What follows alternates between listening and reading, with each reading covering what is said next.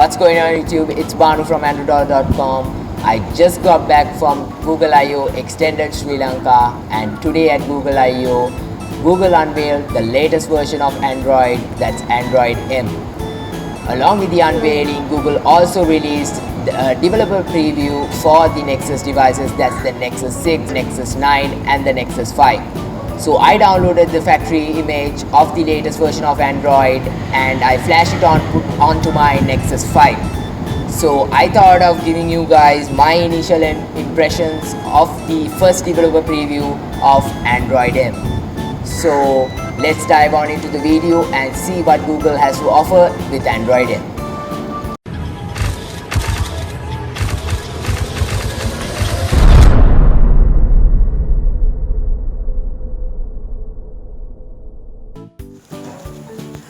With Android M, Google is trying to crush all the bugs and issues and make the Android experience a more polished and cleaner experience for the user. So I just wanted to try that on my Nexus 5, so I quickly downloaded the first developer preview of Android M and installed it. So the initial boot screen was almost identical to the one found on the Android Lollipop version, and even the setup screen was almost identical. But once I booted into the OS, I found some neat little changes built into the Android experience. The first striking change is the new app drawer. The new app drawer is vertically scrolling and we have a list of recent apps right on top, readily available. So I'm quite not sure whether I like this change or not, but I'm gonna have to use this and see whether I'll end up liking it, and we'll have to wait and see whether Google will finally keep this or whether they will give the user to switch between the horizontal and vertical options. So moving into the settings, we see that this version is indeed Android M. We can also see that the Easter egg is currently not implemented. We just see this. So I really think that Google will be implementing a proper Easter egg in the final version of Android M, along with revealing the name of Android M. So for that we'll have to wait till the final version is here.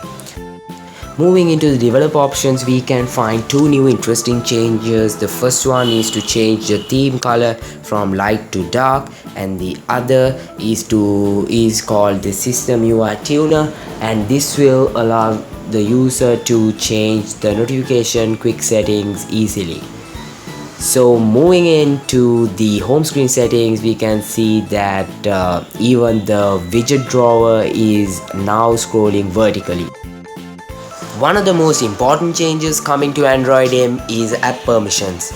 This will allow the user to take more control over the apps and take more control over how they behave.